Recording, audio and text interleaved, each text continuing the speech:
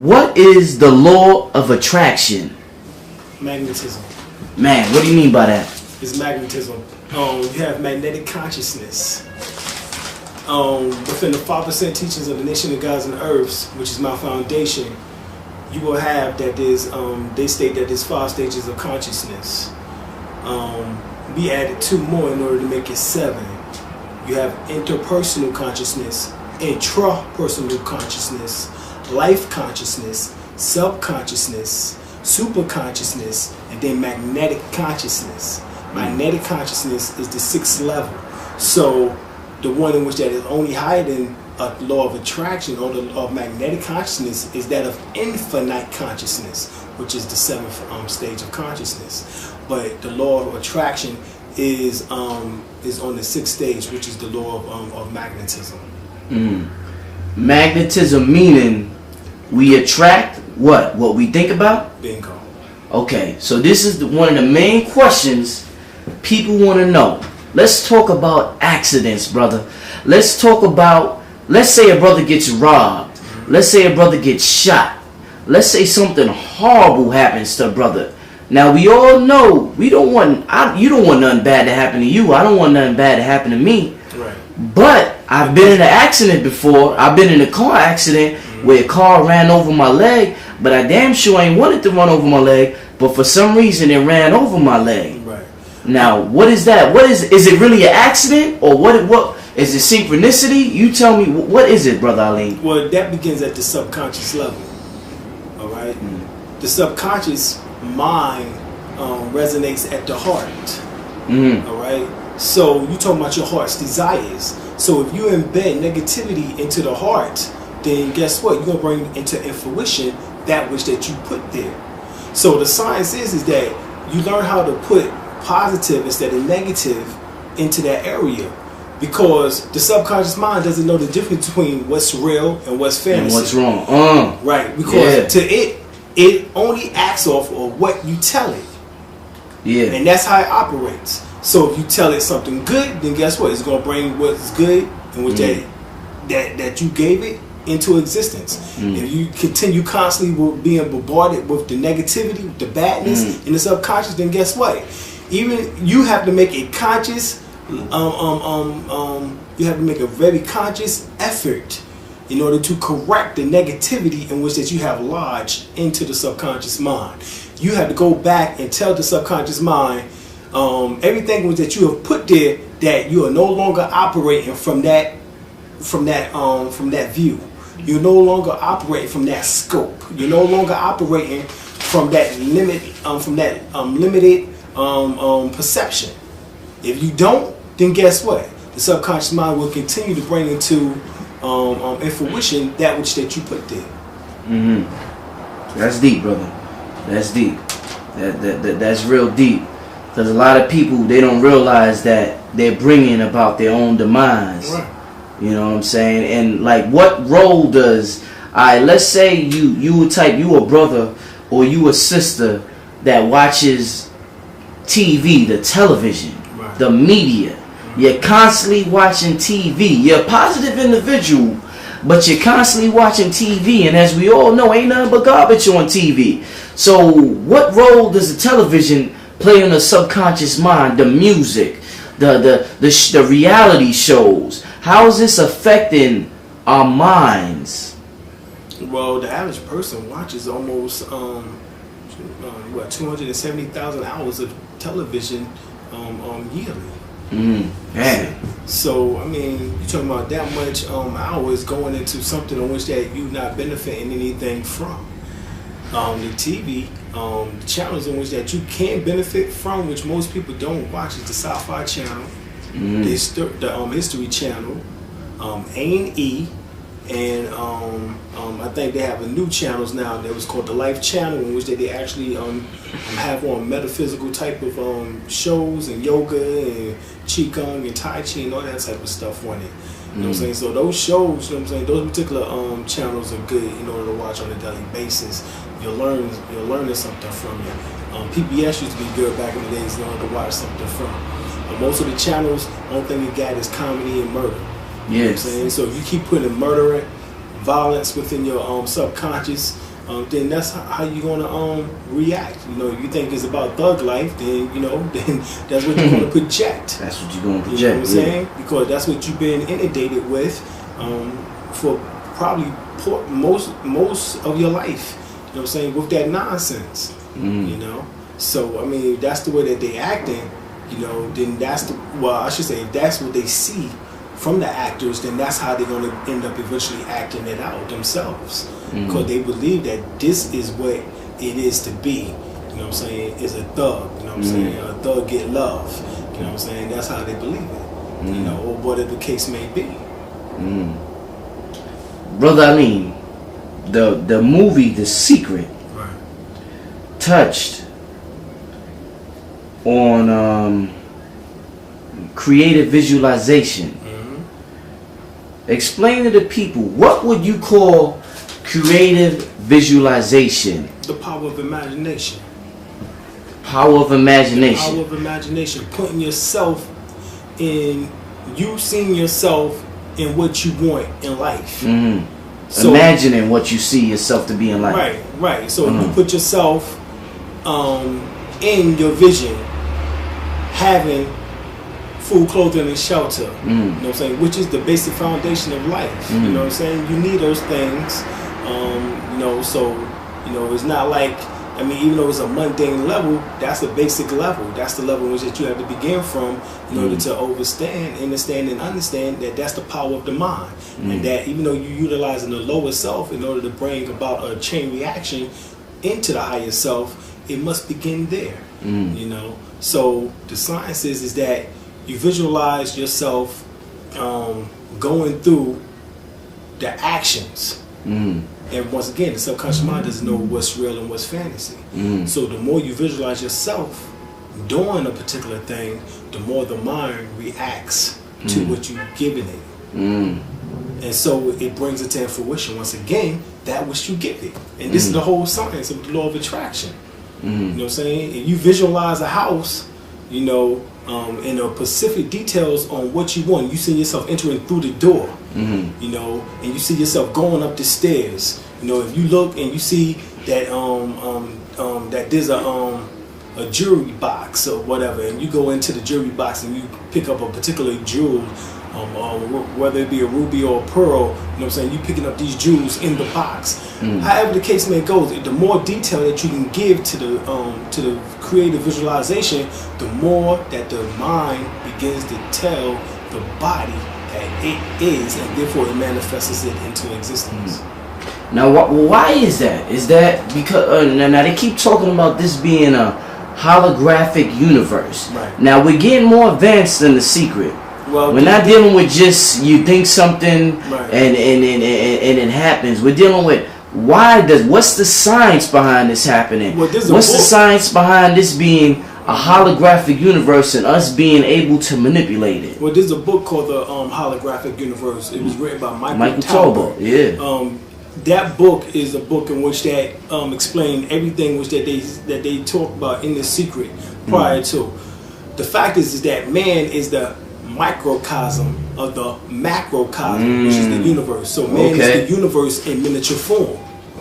So that means everything that's in the universe, man already has within himself. Damn. So therefore, there is no limit to what man can to make, in which that he has access to, which is the universal powers. The universe spans 76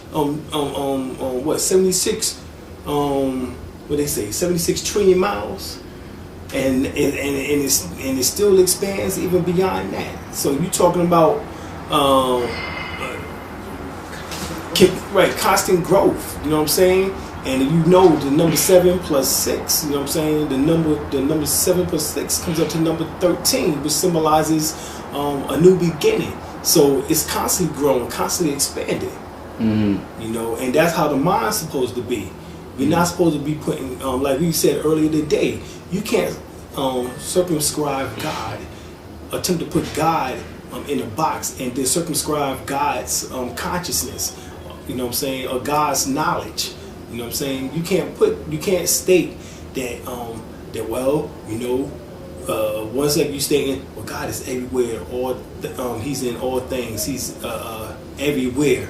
And then you say, well, my God this, you know what I'm saying, and my God don't like this God, or whatever the case may be. You know what I'm saying? You just attempted to circumscribe God. You know what I'm saying? Put God into a box, and therefore you just made God limit. You put a limit on God, and God is limitless. Okay. So the thing is that as long as you think God is limitless, then guess what? You gonna be limitless. Then go, you be limitless. All right. With you saying that, brother. Now, once again, I said the people who watch The Secret, they're watching it from a mundane level. Right. Now, they want to know, and several of them ask me, now, if you are making or breaking your own destiny, if you decide what's going to happen in your life based upon your own individual thought, then where does God fit into the equation if you're deciding whether you're going to be a success or you're going to be a failure? Then where does God fit into that particular equation? Well, when you go to the 101 questionnaire for Moorish Americans, which was originally for Moorish children, written by supposed Noble Ali, he states in there, where is Allah, basically, you know what I'm saying? And Allah is in man. So if you understand that God, Allah, or whatever term that you would want to call it, her, he, exists within you. Okay, so you say look within you. You have no choice. Because these are the this is what they was telling you on there, is that those are the individuals who become the most powerful individuals on the planet. Are those who realize that God is within them. God is within you. Allah in man. Alright?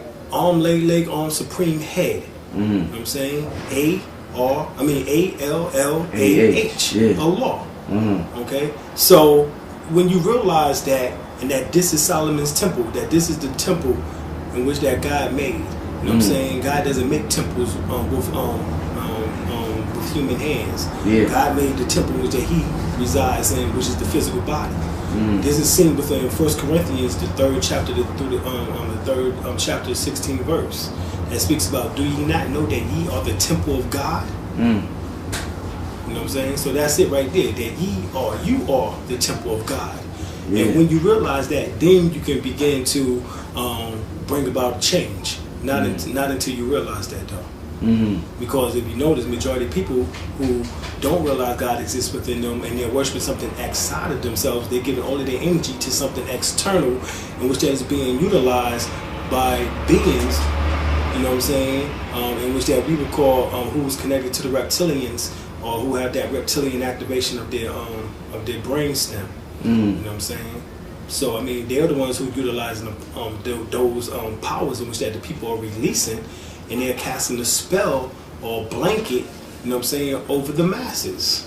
You know what I'm saying? I think Dr. Malachi York used to used to call it back in the days the spell of Kingu, or the spell of Leviathan. You know what I'm saying? But all of that is real. This is the spell in which that these individuals are working on, these so-called Satanism, Satanists. Now the reason why I asked that, where does God fit in an equation? Because if you ever watch, you heard of Creflo Dollar before, right? Yeah. Now Creflo Dollar. Yeah, creep low with your dollar. or as Ariah said, create a flow of dollars. Right. He teaches the secret. He teaches the secret. He teaches prosperity, and he also teaches the law of attraction. But, and I got his books in my library. But, and I say but, he throws a twist on it. Because he's smart. He realizes and he recognizes the law of attraction, but he throws a twist on it. And he says exactly what the secret says, but he says, but you have to give to the church. You have to tithe. You have to give back money. And if you do this, along with everything else you're doing that they tell you to do in the secret, you will get it back in return. Right. And now what he's doing with that is, he's programming your mind. You're telling yourself, I will be blessed. I will be prosperous. but I have to give such and such to the church. I have to give such and such to Creflo Dollar. And you know what? You create that reality in your life. Because you ultimately create your reality. And he realizes the cosmic laws, and he takes advantage of it. You know what I'm saying? Ain't that some messed up stuff? Well, let me tell you, I know Creflo Dollar definitely have studied Bobby Hemmitt's work as well as some of the other Bobby Hemmett. He had to, because the fact is that 10 years ago, Creflo Dollar wasn't saying any of this information that he's saying now, that God exists within. He was not saying any of this thing. So I mean, somewhere down the line, somebody who was a metaphysician, and I say Bobby because Bobby and him is both in the same city, Atlanta, Georgia. Yeah. That, he had to have come across that type of information. You know what I'm saying? Somewhere over the last 10 years, he have come across metaphysical information, and now he is taken into the ministries, which is good. You know what I'm saying? I'm glad that he has told people, and people are realizing that God exists within themselves. Of course, Christians have not done that in many centuries. Okay? But the thing is like you said, the twist, which is the tithing. Well, what he don't tell them is that the tithing is not just giving back 1/10 of all that you have back to the church. Yeah. Now that can't be the case, because guess what? If you're receiving something, you know, you're being rendered a service, then you should, you know what I'm saying, give something back. But it doesn't necessarily have to be money. It can be your time. It can be your efforts. It can be your intentions. It can be your meditations, your prayers. And that's what he's not telling them. Because guess what? The sound of healing or the power of sound is just as good as that, you know, as those fiat notes or those FNRs in which that they have in their pockets, which is federal notes. You know what I'm saying? From the reserve, Federal Reserve notes, or FRNs. You know what I'm saying? They're just as good. You know what I'm saying? The power of sound is even better. You know what I'm saying? Because it can produce a healing effect. You know what I'm saying? The power of sound, you said. Right. The fiat notes can't. You know what I'm saying? And that's what they're doing in church. Yeah. I mean, go think about it. They say that the fiat note is what they call it. The fiat notes, they call it currency. But yet it's not backed by silver or gold. Yeah. In order for it to be a conductor, it had to be backed by some type, you know, silver, gold, or what? Or conductors of electromagnetic properties. So that means that's current. But remember, money isn't backed by silver or gold. It's worthless. Matter of fact, it takes 25 cents to produce all the bills in which that they get from the Federal Reserve Bank, whether it be a $1 bill, $2 bill, $5 bill, 10, 20, 50, $100,000 bill. All of it costs 25 cents to make for each one. Damn. So that means we will be in perpetual debt. You know what I'm saying? Irregardless. You know what I'm saying? So actually, money doesn't even produce a currency. You know what I'm saying? But sound does. So sound is even greater than currency. Or better than that currency. Anyway. That's deep. But see, he's not telling them that part. Yeah. You know what I'm saying? That they can give back the power, you know what I'm saying, in order to bring forth a resurrection through sound instead of just through the currency. That's deep right there. Now, since you mentioned Bobby Hemmett, I got this tape with Brother Bobby Hemmett. Where it's sort of like, the law of attraction states that you let's just say you make or break your destiny. Then we got what Western civilization calls karma. Whereas if you do something, let's say you steal from a store, you go to the corner store right now, you steal from it, you're going to be punished for it. But the law of attraction states, if your mind says, and if you think you will be punished for it, you will be punished for it. But if I don't think I will be punished for it, then I won't be punished for it.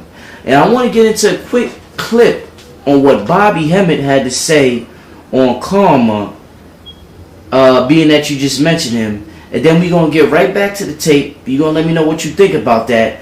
And then just tell me how that correlates with the law of attraction. Because a lot of people seem to think that the law of attraction cancels out what Western society looks at as karma.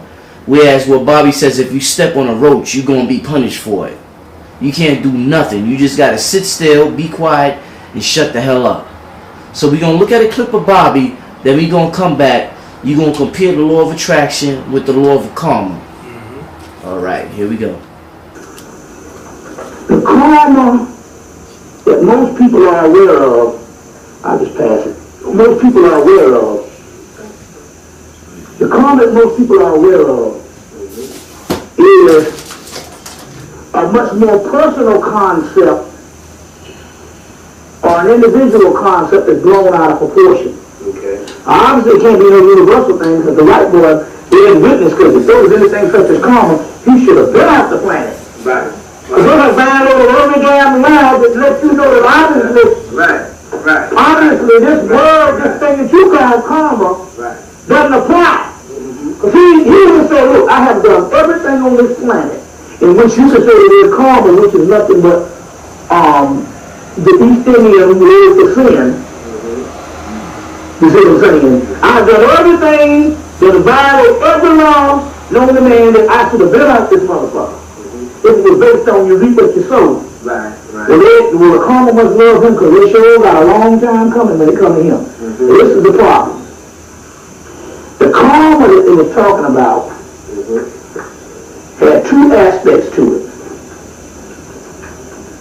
It was an individual thing that you create in your own self based on your heart. You see what I'm saying? And it has an interaction with your soul and its relationship to the world around it, and how you create your own reality based on what you do, a series of things that you do that lines up with your soul and where your soul is. You understand where I'm coming from?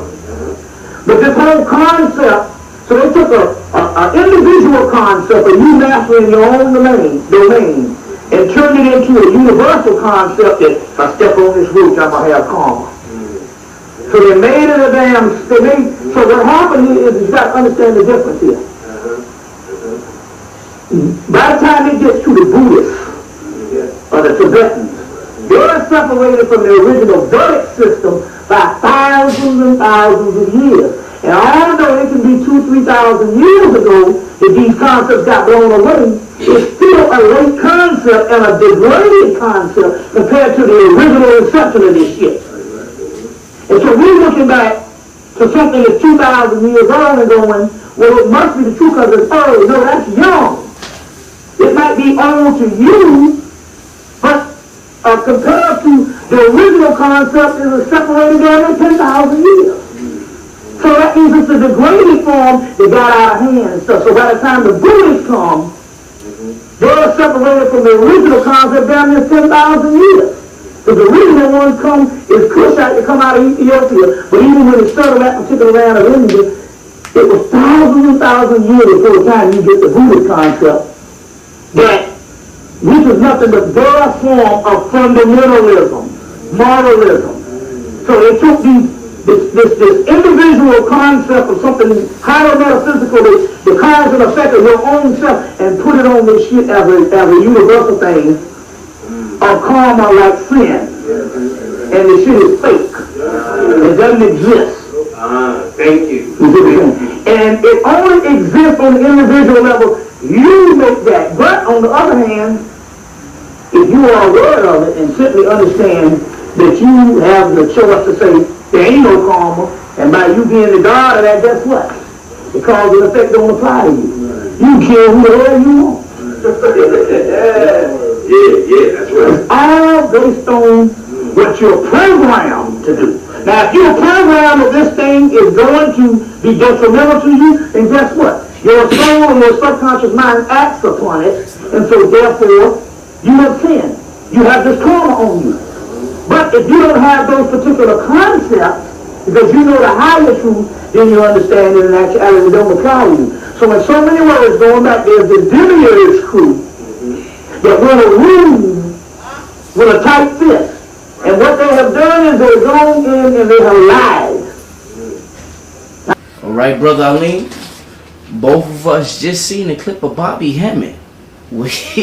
He's basically breaking down karma from perspective. From the real perspective. From the real perspective, you say. The reality. Okay. Now, karma and law of attraction, it kind of collides with each other. That's why I showed you that clip. Because either you make or break your destiny, or you you see fit as being God. Ooh. Now, break that down. Just go ahead. Go into what Bobby said was basically is that karma is based on the perception in which that you was being indoctrinated with from childhood. If you was not indoctrinated with those mentalities and that type of philosophies and ideologies, then guess what? That does not apply to you. Woo. So therefore, as being God, and as you knowing that God exists within you, and you being God and tapping into that God portion of yourself, that God power or force, then you can change your destiny based on the way that you see fit, without having the guilt in which the majority of the people on this planet begin to resonate within their various chakras, because that's what the chakras levels are, a resonance of those past guilt feelings. Like, for example, we know for sure that the organs store up certain metaphysical elements. Like, for example, the liver stores up anger. Okay. The lungs do disappointment and depression. The genitalia, rejection. What about the kidneys? The heart, hatred. The kidneys and adrenal glands, fear. The brain, stress. You know what I'm saying? All of these metaphysical things leads to your death. And to the fact of you storing up these various emotions within these organs. Brother Alim, very simple question before you continue. Yes. A lot of people may not know this. Just briefly break, what is metaphysics? To the people who just watch The Secret, they jump into this tape, they haven't seen you, they haven't seen Bobby, they haven't seen Phil, they haven't seen Delbert Blair, they haven't seen none of y'all. Just briefly, what you was talking about metaphysics, just tell them briefly. And they jump into it. And they jump into it. That's it, that's metaphysics. They have jumped into something that they are not totally aware of, but is dealing with a mental aspect. So mental physics deals with the mind. It deals with in order to make the mind goes beyond leaps and bounds in which that it had prior subscribed a particular condition. So now at one time I seen life as just from a Christian point of view. I was a sinner. I need to repent. Oh my Lord, I need to ask white Jesus on the wall here, who looks like a little faggot, for mercy and forgiveness, because he is now known as the Son of God. But then in one church, now he's the Son of God. He is now God, you know what I'm saying, incarnated. And you know, and if I don't ask for him for forgiveness, then I won't have my slate wiped clean, and I'll go to hell. We all been in that Christian mentality state, because that's what we grew up here within the so-called Christian society. Which we know is corrupt as hell. I don't even have to go into that part. But the fact is that we have ingrained within our subconscious that mentality. It's now that mentality in which that has to be eradicated, because that's part of the Willie Lynch syndrome. That's part of menticide. That's part of psychological damage. You know what I'm saying? Which that's breaking the chains of slavery. You know, that we now must do. You know what I'm saying? So everything that we talking about deals with you breaking the confines of prior perceptions. And that's metaphysics. Metaphysics that make you go into what they call quantum physics now, to jump beyond the physical. The mental goes beyond the physical. Because it's mind over matter. Mind over matter. Exactly. So that's metaphysics. Okay. That's deep right there, brother. Now, I heard you on a now you jump into metaphysics here. I heard you on a previous tape with the brother Sa Netta. You did a tape called Cultivating Male and Female Sexual Energy, where you went into sex, and you went into how during sex your thoughts are the most potent. And as we just been talking about for the past 30 minutes, your thoughts create your reality. So explain to the people briefly the thoughts during the whole sexual process, and how can that be, why does that make it the most potent? Well, we're going to have to give the awareness of this Western information now coming from the Orient, what they would say coming from India, as they are the gatekeepers of that particular information. They're the ones in which that preserve that info. It's our info coming from out of the ancient mystery school system of Egypt, or Kemet, or Tamaray, in which that have gone out through the various diasporas into the other countries, in which that they preserved our teachings for us until it was time for us to wake up, and then we can come back and gather those pieces of the puzzle together again. So we give thanks to the ancestors for doing so, and we give thanks to those who have kept the information for us in this day and time. Those who are now practitioners of the yogi teachings, of the Tantra Kriya Yoga, of Kundalini Yoga, of Hatha Yoga, we give thanks. Those of the Tao teachings, those of the Tibetan teachings, those of the Buddhist teachings, we give thanks. So, but we're now coming forth and regathering our information in order to bring this ancient mystery school back into a oneness, into a whole once again. When you look at it, you got to look at it from that type of manner. If not, everything which that you do is going to be for naught, because you have to know where the source of that information come from. Bobby just told us on it is Kushite, all right, which they misnomer Ethiopian. You know what I'm saying, which is a Greek term which means burnt face.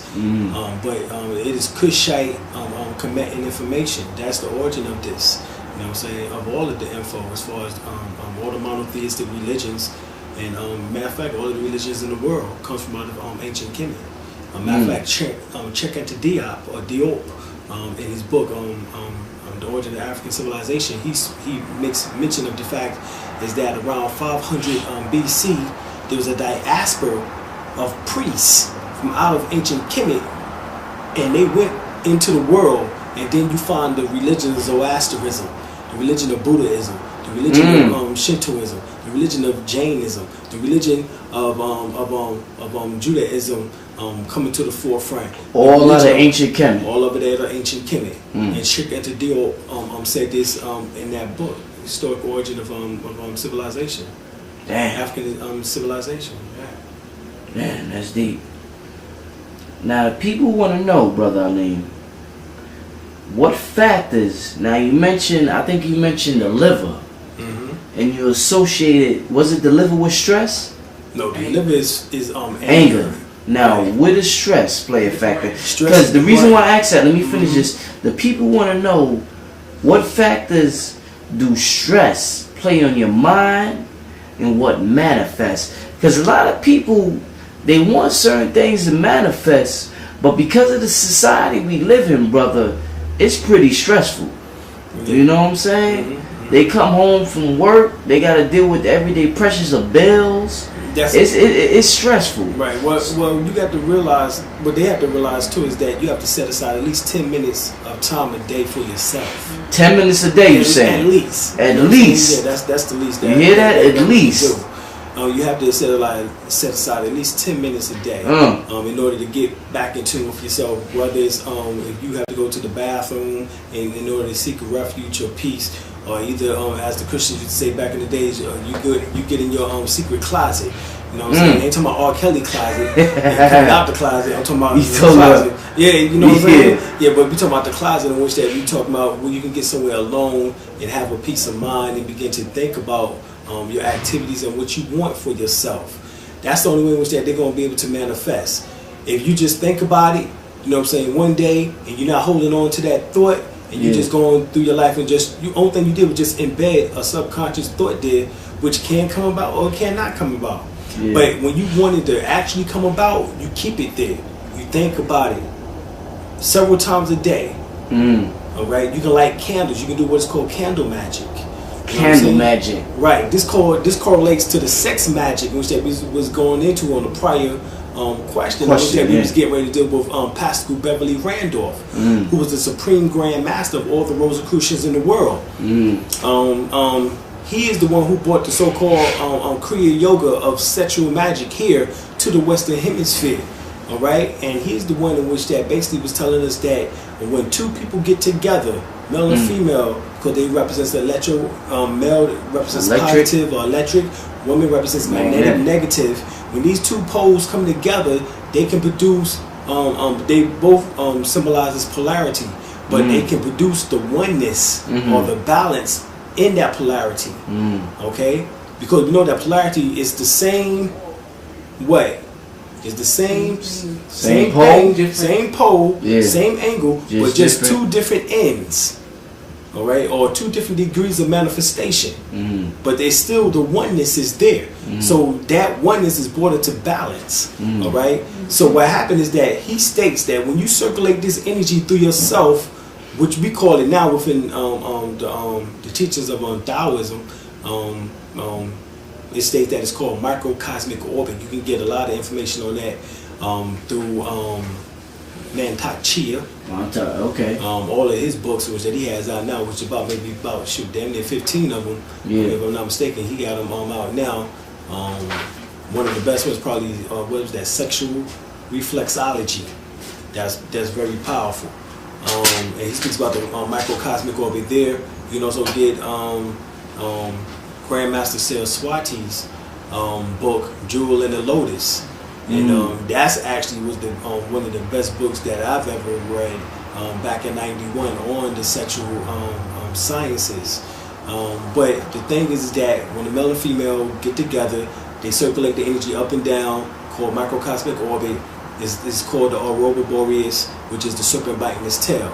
But energy circulates, and as it circulates, the woman and the male becomes more in tune with each other and becomes one field. As the energy becomes one field, it becomes one mind. If they can both think within that sphere of what they want, whether it be a house, car, whether it be children, whether it be anything in dealing from the mundane to the astral to the spiritual. All right, if they can think of together, then guess what? That one field of astral energy in which that you have just accumulated will work actively for you from the subconscious realm into the superconscious realm, into the magnetic conscious realm, into the infinite conscious realm. In other words, it would tap into, in particular, the superconscious realm, in which that brings about the manifestation much more quicker than just the subconscious. Okay, that's the question I was going to ask. So you're saying that's going to make it manifest much quicker if you're both on the same page, thinking the same thing. Right, at that particular time, you just brought two heads together. Yeah, you're bringing the electric and you're bringing the magnetic together at the same time, and this is something everybody does. So it's something very important. It's nothing to look at as being perverted or anything like that, as Western civilization has taught you. You're saying when you bring the electric and the magnetic together, in that particular time is being set scientifically, and your thoughts are on the same page, you're going to manifest that thought that much quicker. Right. So that goes even above the degree of the secret, which they didn't even get into. Way above, you say. Sexual magic. You're dealing with sexual magic now. Right. That's above the secret. The secret is just saying for the individual to keep thinking those type of thoughts. But in order for it to manifest at a much quicker rate, the sexual aspect have to be incorporated into it. And that's just the information that they want. Now, why is that? Because we electromagnetic beings? We are electromagnetic beings ourselves. However, together, we represent two ends. The male is predominantly electrical. The woman is predominantly magnetic. Yeah. So when we come together, we combine both of those fields. Even though individually, we are electromagnetic beings within singular or individually. But together we produce a greater field. Yeah. Damn, that's deep. You dealing with some sex magic there. Now, one of the a couple of the questions the brother had, a couple of the brothers had for me, and even a question I think about. Now, can drugs strengthen your thoughts? And now the reason why I asked that, even with me, I drink occasionally, you know, and the brothers, you know, they wanted to know. Now, when you drink, I'm saying from my perspective, brother, from your perspective, it brings more emotion to what you're saying. And what they talking about with the secret, they saying your emotion fuels your thoughts. Your emotion brings more strength. The more emotional you get with what you're saying and what you're thinking, the more strength you give those thoughts. And the more feeling that you give out. Yeah. That impresses So now the question is, brother, drugs. What impact? We know impact. We know what impact it has on us physically, but I'm talking about as far as our thoughts and us manifesting them thoughts at a faster rate. Not trying to get nobody hooked or nothing, but what role, positive or negative, does drugs have? Whatever drugs it may be that you come to your mind, what role does it have on our thoughts, brother? Well, basically, I mean, drugs has been used in all rituals and ceremonies throughout all civilizations. Okay. I mean, you can go back to the Gnostics who used to use shrooms or what they call mushrooms. Yeah, give an example. You said the Gnostics? The Gnostics, right? Okay. Or the Essenes, or the Therapeutics, which it was actually the group in which they claimed or allegedly claimed that Jesus was part of. Oh, Jesus. That John the Baptist supposedly was part of. I say allegedly because, truthfully, we know that there's been many Jesuses come upon the scene. Don't say that. Matter of fact, we found out at least 14 of them, according to Josephus, who was the first historian, actually under the disguise of Arius Pisos. Yeah. That was his disguise. Yeah. But you can go and check Arius Pisos, who's a Roman aristocrat, who actually ended up writing the majority of what we call now the New Testament. So therefore, Jesus could be seen as a mythological, allegorical person, in which that symbolizes the initiation in which that all of us must go through as physical beings into a higher consciousness. Or either you can see Jesus as a physical being in which that the Bible states his description, in which that he had hair like lamb's wool, feet of brass as if it was burnt in the furnace, a voice of many waters, meaning that he sounded like Barry White. Oh, sure, you're right. And you know what I'm saying? And his eyes as flame of fire. All right, we know that there's only one group of people or beings on this planet that have those descriptions, and that are melanated beings. Yeah. So therefore, if you want to see Jesus as a physical being, you still have to see Jesus as a group of beings. Man. Okay. Or as Dr. York would say, new beings, Nubians. Yeah. Yeah. Yeah, that's deep. Well, that goes back to the old joint. As far as them Africa, if you go to Africa, I mean, shoot, brother was talking about what they call ganja. You know what I'm saying? They smoke that. We know that the Native Americans smoke tobacco. That's where they got the cigarettes idea from. Okay. Right. Native Americans also smoke hemp. Yeah. You know what I'm saying? Cousin or either what they call marijuana. You know, for rituals. So I mean. So does it or doesn't it alter your emotions and your thoughts? It alters your perception, your conscious level, your consciousness. But it has to be used in moderation. It has to be used properly in a ceremony or ritual setting. In other words, in a certain setting. Right. It had to be with the intention of you actually going into getting something accomplished, not just doing it for a social event. Yeah. You know what I'm saying? Matter of fact, there is a drug in which that actually what they call a drug actually it's not. It's a plant. It's an herb. Coming from West Africa. It's called the Tabernacle Ibuga plant. Yeah. It is 70 times more potent than marijuana. Damn.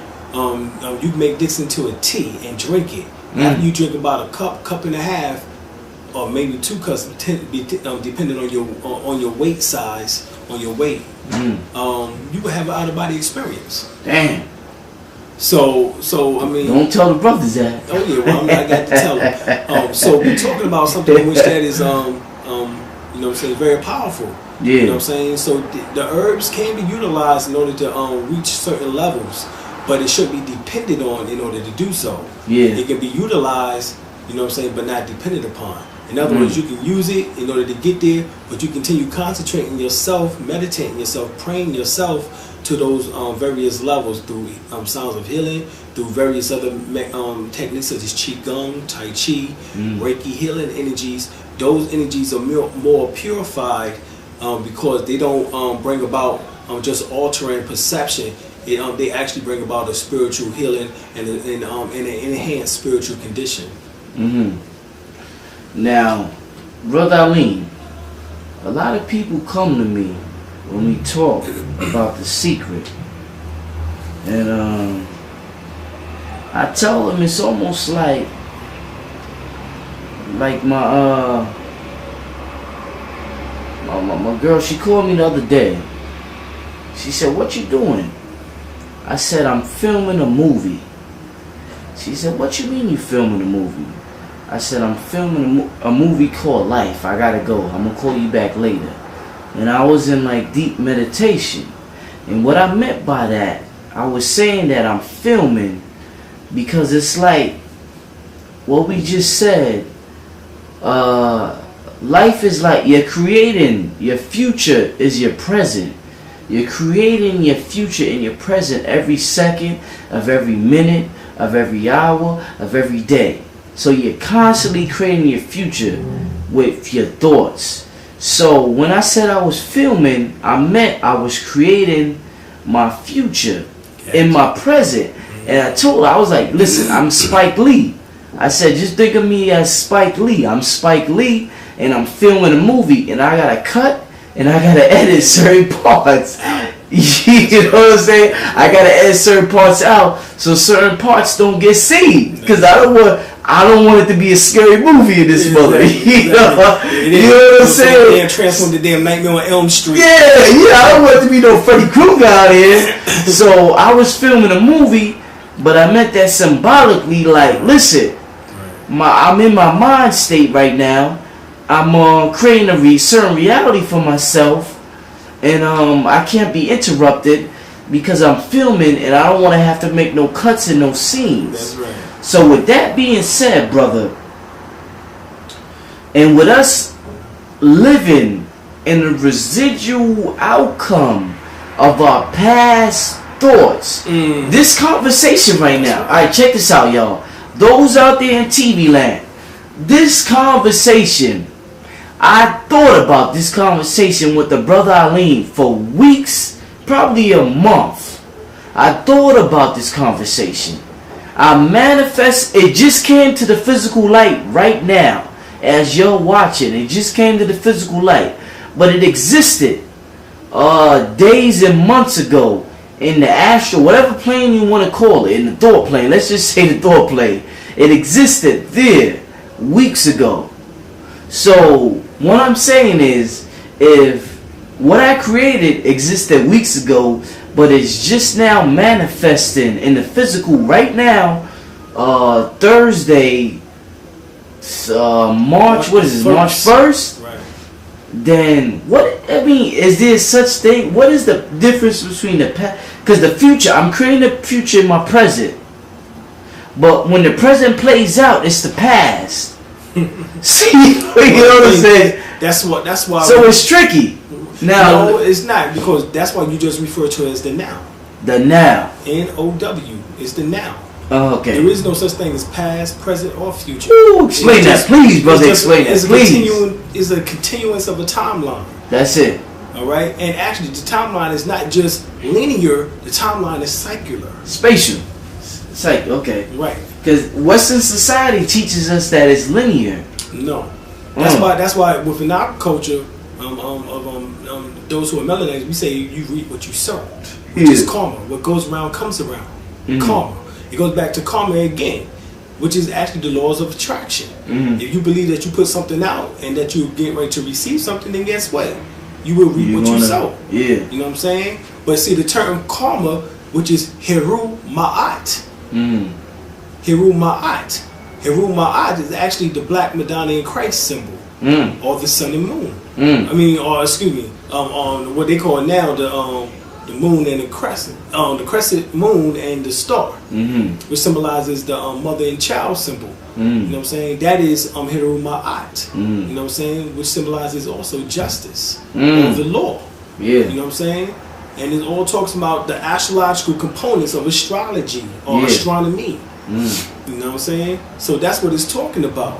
You know, so when they come back to the karma, you know what I'm saying, that's what they have to refer to. It's talking about the way that the sun travels through the 12 zodiac signs, and those zodiac signs, angles of light influences upon the physical body as we are moving and rotating through the cosmos. You know what I'm saying? Damn. That's deep. Now, we about to take a break, Brother Alim. But before we take a break, the people know, majority of us know, I know, you know, everybody basically in the metaphysical community knows about the law of attraction. It's a simple law, it's a mundane law, it's one of the laws you learn about when you first come into knowledge of self. But yet, brothers are finding it hard to manifest what they want. Why is it so hard to follow the law and to make the law of attraction come true? I mean, we know it's true. I know you know. But often, we encounter things we don't want to encounter. We don't want to experience, and we're just waiting and waiting on something we want to happen. Why is it so hard to follow the law of attraction, the secret, as they call it, when we already know what it is? Well, there's barriers that you have to break through. Barriers. Yeah, there's barriers. And one of the most negative, one of the problems with trying to manifest what you want into existence, the fact is that there's a crystallized negative field around the planet. Around the planet? Right. Our thoughts, when we resonate a thought, the thought goes into a particular data bank, which is called the morphogenics of the planet Earth. It goes into a fear, or a sphere, I should say, what is called the ionosphere. These memories, in matter of fact, this is what we go to after we leave the physical body as far as our memories. It goes back into this collection in which that helps the Earth understand the beings in which that resonates here, being that we are called Earthlings. And so the Earth needs to know what we think. The majority of the people's thoughts on this planet are negative. So therefore, you have a crystallized negative barrier that you have to break through as far as being an etheric being, which means an astral or auric being, means that you have to you have to remove the debris in which that you have accumulated in your auric field of that negativity. Once that is done, then you have to open up a way in order to help cleanse as much of the negativity from around you as much as possible. So therefore, you'll find that when you begin to go to the next level, you're going to find that there's going to be less and less friends. Oh man, they don't want that though. That's because they was the part of that encryption, or they part of that negativity in which that was around you, that was stopping you or blocking you from your blessings. From your blessings. Right. Ooh. So when you go to the next level, they begin to weed themselves away from you. They get angry at you, and you won't talk to them no more, or whatever the case may be. But that's a process in which that has to happen. That's because you ain't on the same frequency no more? There's no more frequency, right. That negativity in which that help or that binds you together is no longer there. Damn. So you now go on to the next level of consciousness or awareness, and they can't handle your vibratory rate any longer. Because a lot of people, once they find knowledge of self and they get into this type of information, they start to lose their friends. Right. It happens all the time, brother. To everybody. I ain't even talking about friends. I'm talking about family. Right. I'm talking about wives. I'm talking about husbands.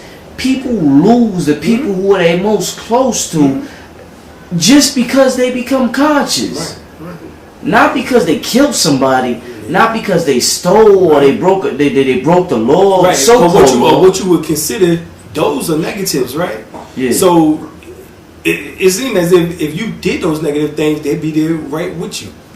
But you doing something positive, they know where to be shown. They know where to be found. You see what I'm saying? So that's the key in which that you must resonate on, is that thought of positivity, and you'll see how many individuals will move out of your way as you coming through. You know what I'm saying? Knocking down those barriers. Damn, that's deep, brother. Alright, we about to take a break, Brother Alim. When we come back, we gonna get into some more advanced metaphysical concepts. We're gonna continue building, and it's gonna get better and better. We'll see y'all in a little while. What you think and what you feel and what manifests is always a match. Every single time. No exception. It's hard to swallow. But when we can begin to open ourselves up to that, the ramifications are awesome. It means that whatever thought has done in your life, it can be undone through a shift in your awareness.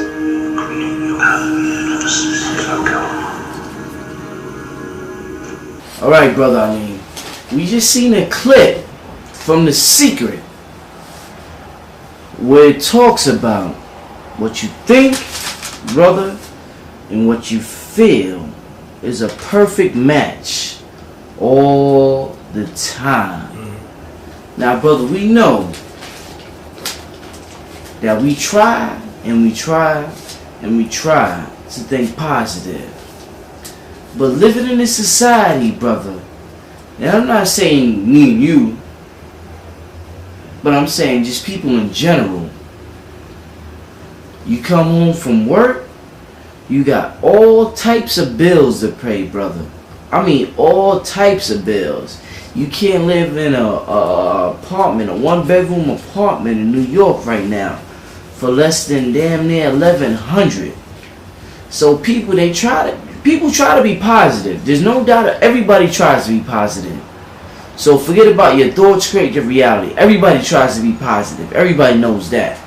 But by the time you finish putting up with your bills and whatever else you gotta put up with, whatever else stress you gotta put up with, I mean, what happens? Because that's your feeling right there. They say your feeling fuels your thoughts and it enhances your thoughts. But by the time we finish with our day, we so tired, we so fatigued, we so stressed, we so mad, we so upset. We thinking how I'm gonna pay this, how I'm gonna pay that. I mean, how we gonna use the secret, brother? How we gonna use the secret, brother Alim? That's what the people want to know. After all is said and done, and they gotta pay this and they gotta pay that, and they going through this sickness, they gotta take a pill for this, they gotta take a pill for that. They don't feel good, they got a headache. Their kids is this. I mean, how they gonna use the secret, brother? Alright. It's not as easy. It's not just we sit down for 5 hours a day, we think positive, and that's that. We gotta deal with some realistic conditions in this Western society. So how are we gonna utilize this secret to our best ability, brother Alim? Well, I mean, the point is that they taught us algebra. Algebra. Yeah. Okay. Remember, everything is mathematics. Yes. All right. That means there's a formula to this. Mm. All right. And particularly, you'll find out is that when you have a negative thought, Yeah. you must replace it with a positive thought. Yes. Which cancels it out. Then you add another positive thought in its place. So as long as you resonate in positivity, then guess what? That becomes entrained and embedded inside of the subconscious mind. Mm-hmm. Once that is ingrained inside of the subconscious mind, it's like a groove in a record. If y'all might remember the 45s. Yeah. You know what I'm saying? You take the needle, place it on the groove, you'll see it spiraling through the grooves. That's how your brain works. So the more that you can train your brain in that manner of going in a positive way, then guess what? It will begin to do nothing but positive in its thinking. In other words, all the negativity will begin to fall to the wayside. Once in a while, a negative thought might come popping up because you are in the environment in which that has been conditioned to negativity. Okay? But that's the first thing as an individual is to begin to replace those negative thoughts with positive thoughts. So and correct yourself whenever a negative thought comes up. Whenever a negative thought comes up, say, change it. You know what I'm saying? You can do it through affirmations, which is particular words of prayer. You know what I'm saying? You can do the Lord's Prayer, Our Father, which art in heaven, hallowed be thy name, thy kingdom come, thy will be done on earth as it is in heaven. Give us this day our daily bread, and forgive us our trespasses as we forgive those that trespass against us. Lead us not into temptation, but deliver us from all evil, for thine the kingdom, the power, and the glory forever and ever. Amen. You can use that prayer, the Lord's Prayer. You can use Psalms 23. You can use the various Psalms of the Bible. Matter of fact, Psalms 1 is good in order to destroy negativity in which that is around you. All right, so is Psalms 2. You know, Psalms 8 is good in order to enhance business and communication. You know what I'm saying? It goes through various levels. You know what I'm saying? The Psalms can be utilized in that way. So those are affirmations. You can make up your own affirmations. You know, you can use the ancient Kemetic Proverbs. You know what I'm saying? A good book in order to get on that is Muata Ashby's Egyptian Yoga. You know what I'm saying? Volume 1 and Volume 2. In which that you can utilize those affirmations from out of there. You know what I'm saying? Nuk Puk Nuk. You know what I'm saying? I am that which that I am. You know what I'm saying? Or Nuk Puk Way, a Nuk Puk Ra. You know what I'm saying? Which means I am God. You know what I'm saying? In other words, I am in God. God is in me. You know what I'm saying? When you see God, you see me. When you see me, you see God. So it goes back to that same scenario. You know what I'm saying? Is that you acknowledging the fact that you have a portion of God within you, and you utilizing that portion to the highest degree, not to the degree of the lower self, but to the degree of the higher self. Now, explain to me real quick, brother. Well, everything that you said, explain to the people there's no such things as coincidences or accidents, and tell them what is synchronicity so they can tie synchronicity into what's happening in their everyday life and get rid of the accidents and, oh, this just happened by coincidence. Oh, I just ran into this person by coincidence. Explain to them what coincidences is. Well, the word coincidence means two separate incidences happening simultaneously.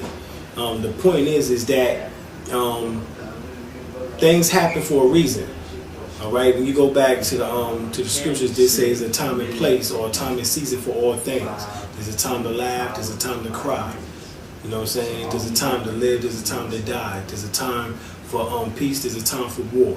So everything happens in its synchronicity, and the synchronicity deals with the fact of, like in the movie, when you go to the movie Matrix. I think it was Volume 2 when they go and meet the Merovingian, and they talk to the Merovingian. It's Morpheus, Trinity, and Neo, and they get back on the elevator, and Neo said, "Was it supposed to happen like that?" And you know, and Morpheus said it happened the only way that it could have happened, Neo. And you know, and he was like, "Well, what you mean by that?" You know what I'm saying? He said that didn't go right. You know what I'm saying? And Morpheus said, Neo, it went the way it's supposed to happen. And then once again, you know, he still couldn't understand. Neo still couldn't understand what he meant by it. He said, Neo, we are still here. Meaning, you know what I'm saying, it could have not happened any other way. We're still here. In other words, we're still alive. We still have a chance in order to change, you know what I'm saying, any negativity or any negative thing that have happened in the past. We still have a chance in order to make right for the future, because you're living in the present. But you have to get the mindset that you're living in the now, you know what I'm saying, in order to make those corrections. If you're trying to think about the future, you know what I'm saying, that's a timeline. You know what I'm saying? If you're trying to think about the past, that was a timeline. You know what I'm saying? But if you think about the now, you control both facets, past and present. You know what I'm saying? So think about the now. Right, by thinking about the now. You know, live in the moment. Live in the moment. Right. You know what I'm saying? You thinking about everything that you need to do right now at this right moment. now, at this time. Right. At this minute. At this minute, at this moment, at this second. You know what I'm saying? At this second. That's how you live life. Okay. You know what I'm saying? You don't think about something just 2 or 3 weeks down the line. You know what I'm saying? You thinking about what you can do right now, and then 2 or 3 days down the line will work itself out based on the way that you just put forth a perception in the now. You see what I'm saying? Yeah. So you don't think about what's coming down the line. You know what I'm saying? You do what you need to do right now, and that's the part of the secret which they did explain. If you go back to one of the guys on here, he was talking about the house. Yeah. I don't know if you remember about the guy in the house. He got his house. Right. He said he was thinking about the house. You know what I'm saying? Prior to, he had the little picture up on the wall. He'd look at the picture or whatever. That was the now. Yeah. Remember, we said that the subconscious mind doesn't know the difference between what's real and what's not real. Right. It doesn't know. So he's looking at the house, and he's already thinking that he's in the house. Yeah. So he done placed himself in the now. So what happened? Through the subconscious. Through the subconscious. So he's no longer thinking any longer about the house. He forgot about it. But where did it get entrained at? Where did it get engrooved at? Was in the subconscious mind, which was still reacting off of what you told it. Yeah. and he never changed it up, even though he might have consciously forgot about it. Subconsciously, it was still there. So next thing you know, he's picking up the picture again, and he's looking at, God, this is the same damn house. Why? So you see? So that's what we're talking about. So that's it. You think about it, you forget about it. You know what I'm saying? Matter of fact, this is what they tell you when you learn the signs of candle magic. Yeah. You know what I'm saying? Because candles symbolizes the different frequencies of the chakras. Yeah. You know what I'm saying? Red, orange, yellow, green, blue, indigo, or violet, white, gold. You know what I'm saying? Represents those frequencies. So you can burn a candle based off the chakra frequency in order to bring about, like for example, if it's at the throat, communication. Yeah. If it's at the heart, love issues. You know what I'm saying? If you got a pink candle. Yeah. You know what I'm saying? If it's red, passion. Yeah. You know what I'm saying? If it's nurturing, orange. If it's yellow, intellect. You know what I'm saying? If it's indigo, spirituality. You know what I'm saying? If it's white, repelling of negativity. Yeah. If it's a black candle, absorption of negativity. You know what I'm saying? If it's gold, healing and protection. So the different colors of the of candles have a range of powers in which that it stems from your auric field. Because guess what? When you touch something, it's just like psychochemistry, in which that we was talking about earlier today with Sarnetta. When you touch something, you leave what's called an auric residue. So if you touch a candle in which that is based off the frequency in which that you attempting to convey to it and put into it, which is what you're doing is putting energy into the candle so that the candle can burn off the negative or the positive. And how you know this, because when you look at the candle, the negative would be when it's burning black. The positive would be when it's burning on white. Yeah. All right. Depending on how high the flame is. If the flame is real high, then it's burning off a lot of negativity, and the candle would turn black. The glass, if you have a 7-day candle, if it's burning real minute. You know what I'm saying? That means that it more than likely is getting ready to go out soon, and that means that there's a lot of blockage on a particular thing that you want to bring into existence. So you can use sexual magic, you can use candle magic. These are just tools in which that you can utilize in order to bring what the secret is talking about into quicker fruition. Well, the people they want to know about magic, Alim. Yeah. They want to know the secret. They touch on rituals, I mean, in a real minute aspect, as far as the dude had an altar where he had the exact house he visualized on the altar. But what rituals can people do? What can we do to bring this? You talk about manifesting what you want quicker. Tell us some rituals, I mean, some magic. I mean, even if for the people that don't know what magic is, what can we do to manifest? Because the people got a short attention span. Right. They want things to happen. Right there and then, but it doesn't happen that way. Nah, because we're in the third dimension. Because we're in the third dimension. See, they don't understand that. Let me explain. What does that mean? We're in the third dimension. What does that mean with us being spiritual beings and us having these powers? Right. What does it mean, us being trapped in the third dimension? All right. We only trapped by our limitations of the mind. Yeah. The mind has given physical reality to a physical body or an apparent physical body for a certain time period. We are working within the laws of what they call magnetism. The physical body is based off of magnetism. Centrifugal and centrifugal force is what holds your physical body together, which is called push and pull. Yin and yang. Yeah. All right. This is what holds the physical body together. So you talking about forces in which that you already have come up under, in which that you have to realize what they do in order to help your situation. Yin and yang, push and pull, which is centrifugal and centrifugal force, is what they call gravity. Okay. So that means that you have to come up with a way in order to break through the threshold of what they call gravitational philosophy, velocity. And what happens is that you have to take your mind to such a high level, you know what I'm saying, that the mind now has rulership once again over the physical body, over matter.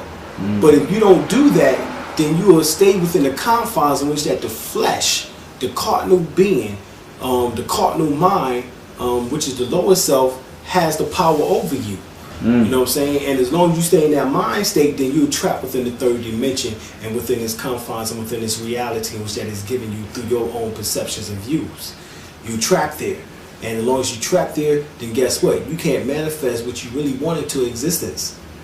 Because what you want to do is bypass as much of the third dimension as possible and its limitations. Once again, you don't want anything to circumscribe the power of God and which that resonates within you. And that's what we've been taught, was to put boundaries around God, to put God in a box. As long as you got God in a box, God can't work for you. So scientifically speaking, and that's magic. And that's the only magic there is. Making God limitless, everlasting, eternal, like the scriptures say that He is, or say that she is, or it is. Okay. Now, scientifically speaking, how does a thought become a thing?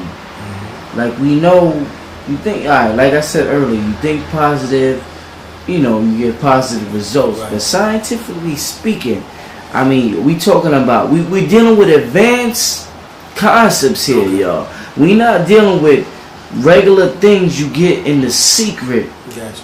We're dealing with advanced concepts that explain scientifically that this is true. This is not just inspiration or to motivate you. We're dealing with a higher science, something that explains this exists from a scientific perspective as well as an inspirational perspective. It's not just to make you feel good. This is to explain why this occurs on a scientific level, because whether you realize it or not, we are science. We are science and we are spirit. The brother Alim, he's going to explain the science behind this that the secret did not explain. So with that question, brother, why does a thought become a thing scientifically? We understand the inspiration. You think positive, something positive is going to happen. You think good things are going to come to you. That's great, brother. But scientifically, we want to get to the bottom of this. Why does that happen? What is the neurons, the frequencies? I mean, break it down to me, brother. Okay. All thoughts are things. So we can't see the thought. I can't see the transaction or the or you bringing the thought into existence for me looking at you. Only way I can really tell is from the expression on your face. Yeah. I would still have to ask you what the thought is. You know what I'm saying? So the thing is that thoughts are things, and it has a physical expression within your mind. When the mind translates the thought into the brain reacts from it and produces a chemical response. So every thought has a chemical response in your cellular structure. Okay? So what that means is that there's endorphins, you know what I'm saying, in which that is enhanced or degraded. Now, what is endorphins? Endorphins are brain hormones. Brain hormones, right? In which that helps from out the I guess you call it the hypothalamus area in the brain, in which that is called the pleasure center of the brain. It deals with joy, anger, and all of those different areas. You know what I'm saying, of the brain. That is the actual location for your emotional senses, for your emotional centers. Okay, is that area. So when you're talking about the emotions, the desires, all of that ties back to that. All right. Then you got the mental aspect, which actually goes into the higher regions of the brain, which is the frontal lobe area. You know what I'm saying? So the whole brain interacts. You know what I'm saying? In order to integrate the portions or the segments in which that we have broken off or fragmented and bring everything into a whole. The mind dictates to your conscious levels, or what is called endocrine glands. You have 7 endocrine glands in the body. You have your pineal gland, your pituitary gland, your thyroid glands, your thymus gland, your pancreas, spleen, your adrenal glands within the woman, the uterus and the ovaries within the male, the testes and the prostate. So these are what is called ductless glands, in which that produces hormones within the body. Whenever the hormones is resonated from out of the brain, it is act as a step down transformer from the pineal gland to the rest of the endocrine gland system. Once the endocrine gland system has those particular balances of hormones in the body, then you can produce a chain reaction in which that is necessary in order to manifest what you want into existence. This is why the yogi teachers teach the science of chakra work and how to utilize chakra power. For example, when you breathe in and out of a particular chakra, what you're doing is cleansing it. All right? Is therefore you're releasing the toxins and the poisons from out of it, and you're attempting to bring in new pranic energy or chi energy or ki energy into it. Therefore, you are storing energy, astral energy, cosmic energy, which that you can utilize in order to bring what you need into existence. That's what we all have to do in order to take this secret thing to the next level. All right, so you have to do what is called chakra breathing. All right, how you would do that is sit with your back straight up, hands on your knees, and you can visualize the various areas that we just finished talking about, in particular the pineal gland. So you would think about energy coming in and out at the top of the head. So you would visualize you breathing in. As you breathe in, you will feel energy coming in at the top of the head, and then as you breathe out, energy leaving from out the top of the head. That's how you cleanse the and balance each endocrine gland and chakra point. Because at the core of each of the so-called endocrine glands is a nestle of nerves, a cluster of nerves. That nerve produces neurons, which is actually what produces a light frequency, in which that in the Orient they call it chakras, which means a wheel within light, color, and sound, in which that produces light, color, and sound. It's a wheel that actually rotates based on your conscious level, either to the right or to the left. Okay? I don't want to go too far, you know what I'm saying, because we still ain't get to the advanced part yet. But this is what we have to do. So next you would do the third eye. You would breathe into the third eye and out through the medulla oblongata, breathe into the medulla oblongata, and then out through the third eye, cleansing those, cleansing that pole. All right. Then you would go to the throat. You know what I'm saying? Breathe in. As you breathe in through the nose, you will breathe out through the nose, but then out through the particular organ or gland that you have correlated to, which is now with the thyroid gland. Right? Then you through the thymus gland. You would do the pancreas, the spleen, which helps with that whole area, the adrenal glands. You would do the navel area, which deals with the within the male, the prostate gland. You know what I'm saying? And then the testes. You would do the breathing exercises from up and in through the testes or the perineum. Right? For the woman, through the navel chakra into the uterus, and then through her vaginal canal. You know what I'm saying? She would visualize breathing in and out through it. So it's the visualization technique of cleansing out the auric field, you know what I'm saying, through that manner. You know what I'm saying? So as you get rid of those toxins and poisons that you have accumulated and debris of auric energy, you releasing it, and you bringing in new energy and releasing old energy. You know what I'm saying? That's what your lungs do, and that's what you must do for each of the organs in your body.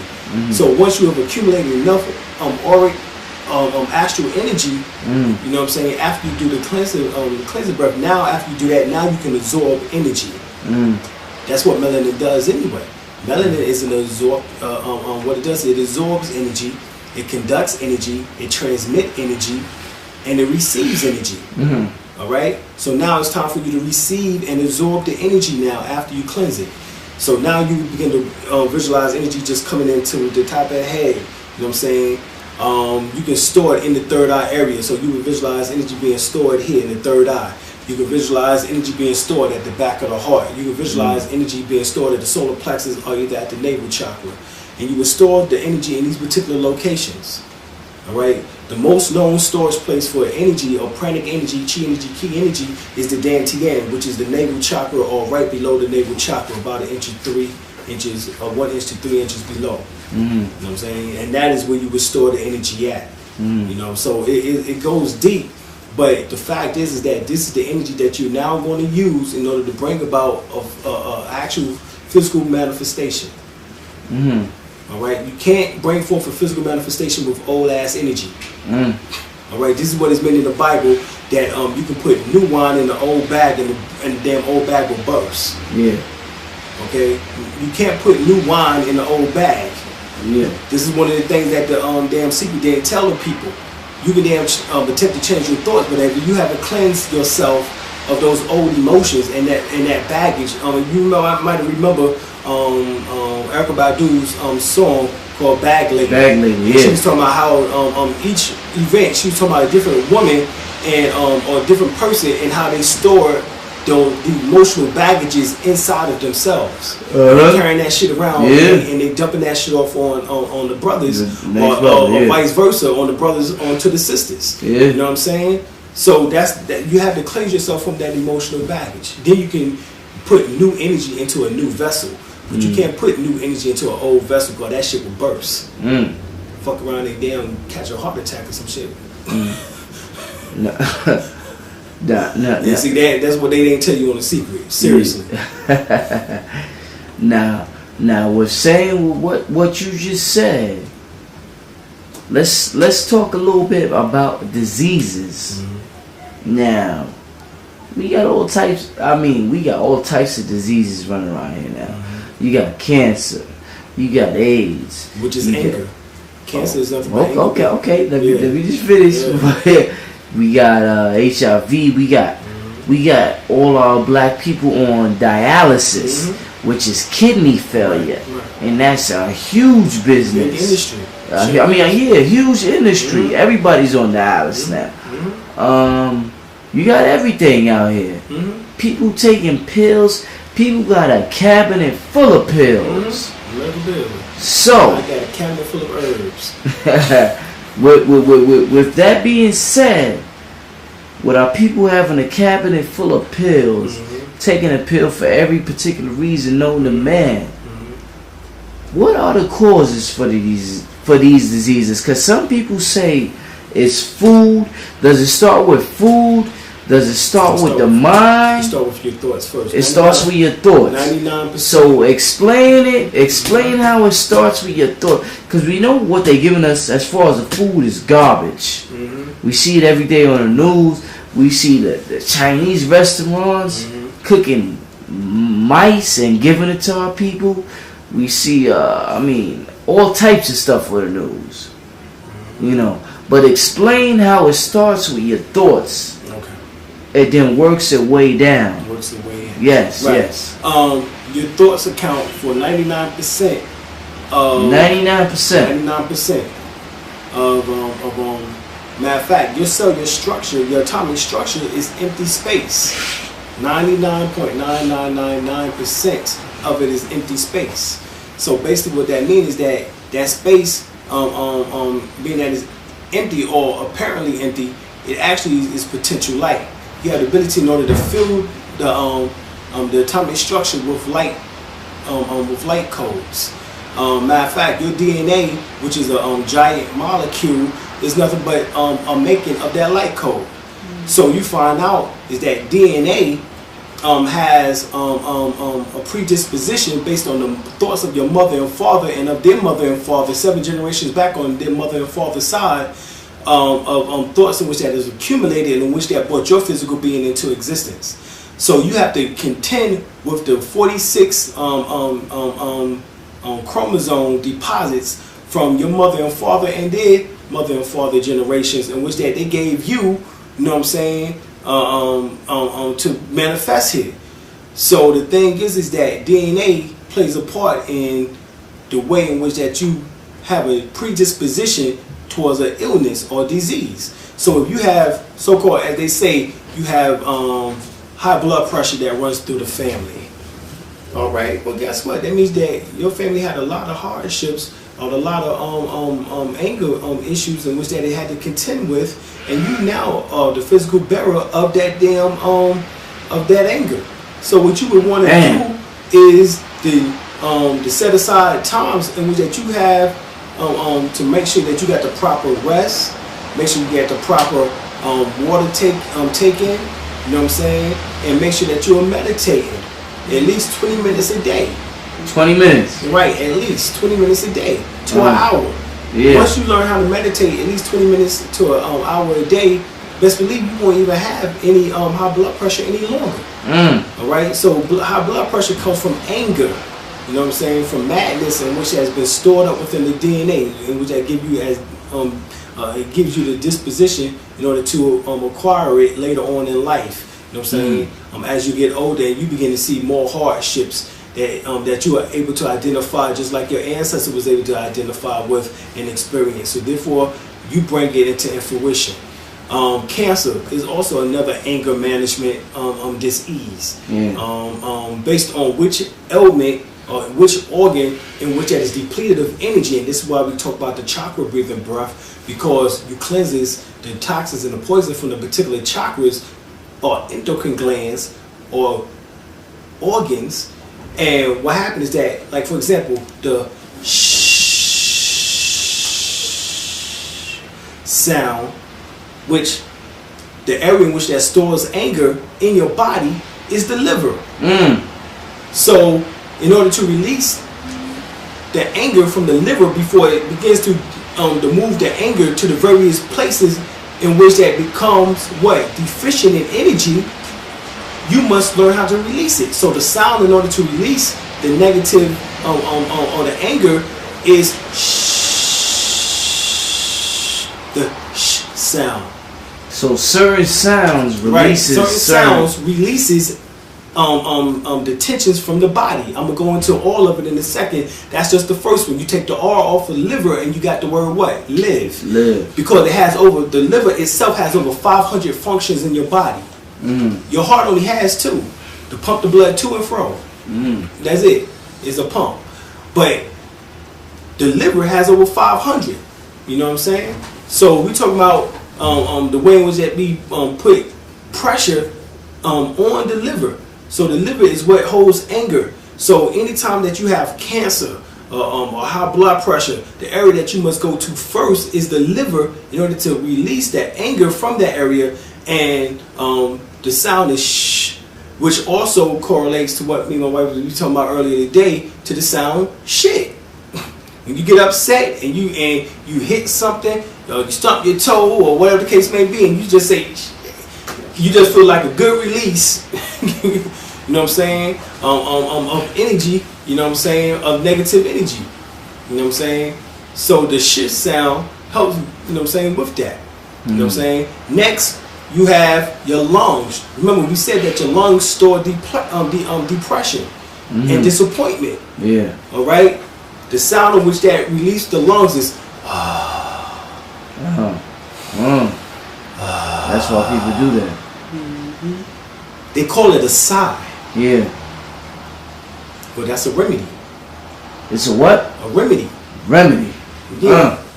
When you a solution. Yeah. When you sigh. Yeah. You know what I'm saying? Sighing is like a release. You know what I'm saying? Just like crying is. Crying is a release of emotional blockage. Yeah. Well, sighing is a release of emotional blockage also. All right? When you want to release something, you know what I'm saying? It's just like a sigh is coincides with a sign or a signature. All right? Each sound has a particular frequency as signature. Yeah. All right? So the sound for the heart and for the lungs is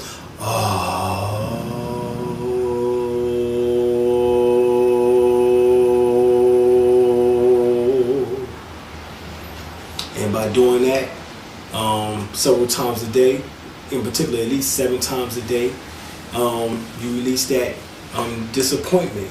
For the genitalia, it's which remember we said the genitalia stores rejection. So whenever you feel like you're being oppressed or suppressed or depressed, you know what I'm saying? Like prostate or something like bingo. that. Yeah. When you feel like you just, that's what Minister Farrakhan. Yeah. You know what I'm saying? Him having his prostate issue comes from the fact that if he's feeling that he's helpless and hopeless.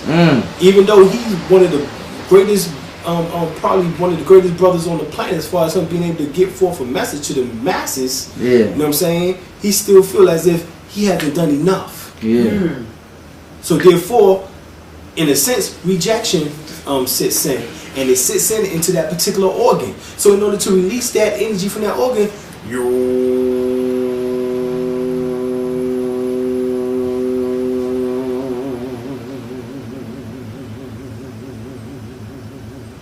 the U sound, and the deeper that you can go with it or do it, it sounds just like a didgeridoo. You know what I'm saying? Like you'll see a didgeridoo, you know what I'm saying, which is a long instrument in which that you'll find in in Africa, in India, and in Australia. You know what I'm saying? So you want to make the U sound. Problems with So wait, let me get one thing straight. Yeah, go ahead. You saying certain emotions that people feel during the day, whether it be fear, stress, anger, whatever, all of those particular emotions sit in certain organs of your body. And they eventually manifest into what we call dis-ease. That's what you're saying. If you don't cleanse out, if you don't cleanse them out, like what I'm talking about. Yeah. Right. Like for example, you just said fear. Fear resides within the adrenal glands, which sits on top of the kidneys. Well, damn. Wonder why I feel such a high damn amount of weight. People on kidney dialysis because they have so much fear of living. So the being afraid of life is what causes kidney problems. That's what's going on. They have a fear of living. They have a phobia of life. So therefore, kidneys is what goes first. When it's depleted of energy, the adrenal glands, which produces what? Adrenaline. What is adrenaline used for? When you are what? In a state of fear. So that means, what is the sound which that helps in order to release that energy of the adrenaline and get the adrenaline back into balance, in which that it won't affect the adrenal glands and the kidneys, in which is actually one, and if you want to know the truth, it's like basically almost one organ, because they work off of each other in that manner, and it represents the water principle within the body.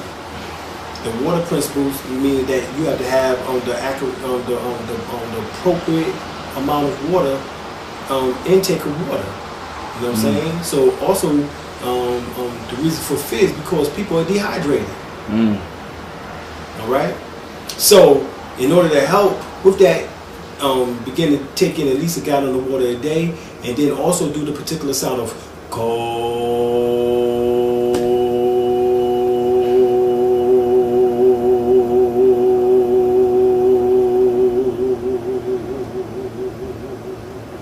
Now what is that particular sound for, brother? K for the adrenal glands and for the kidneys. For the kid, okay. Right. It helps heal that. All right. You can also use the O sound.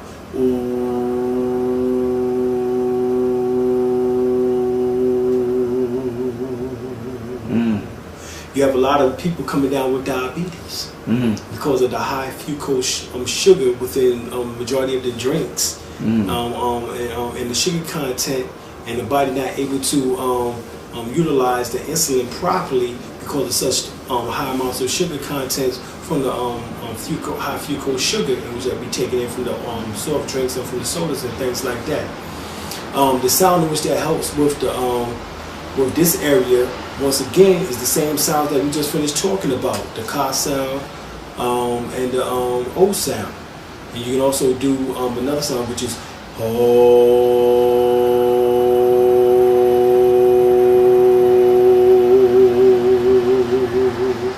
H-A-H sound, right?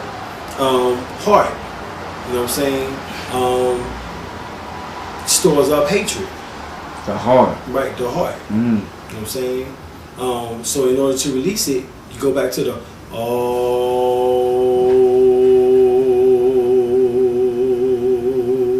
the same sound for depression and for disappointment. It's the same sound for the lungs and the heart combined, both, as well as for hatred in the heart. All right? The brain, we're talking about stress. All right? The I sound and the E sound.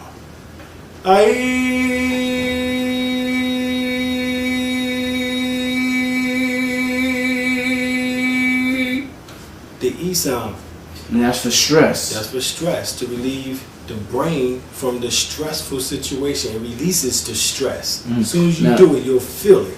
Now, as far as scientifically speaking, what's the science behind this particular sound? If you notice the sounds in which I'm giving all the vowels. Vowels. I was about to say that. I was about to say that. Remember the song about 20 years ago? I was about to say that. Remember the song 20 years ago? It was like being. I think I know I was up here in New York at that time. I know we damn well we played that song at least 2 years straight. You know what I'm saying? What is it? A-E-I-O-U. And sometimes why? Remember that joint? Yo, we play that joint, I know, for almost 2 years straight up here in New York, yo. You know what I'm saying? Yeah. You know what I'm saying? We did not give that damn song up. Yeah. The reason why? Because it was tapping into those frequencies of the chakras. Okay. So the vowels tap in, you're saying? It produces your soul urge. Alright? Whenever you do numerology, whenever you're dealing with the vowels of numerology, that symbolizes your soul's urge. So whenever you doing, even when you tap into the vowels, dealing with cleansing from the particular endocrine glands and organs, it deals with the purpose of the soul's urge. The soul's urge is for you to be immortal. Because the soul is immortal. The soul is immortal. Right. So you're saying that whatever age you are, and whatever age I am, I'm not that age. I'm immortal. I'm older than that, you're saying. That's deep. That's deep, brother. People don't realize that. People think, let's say I'm 25 years old. A person would think, alright, I'm 25 years old. But you're saying the real you is way older than that.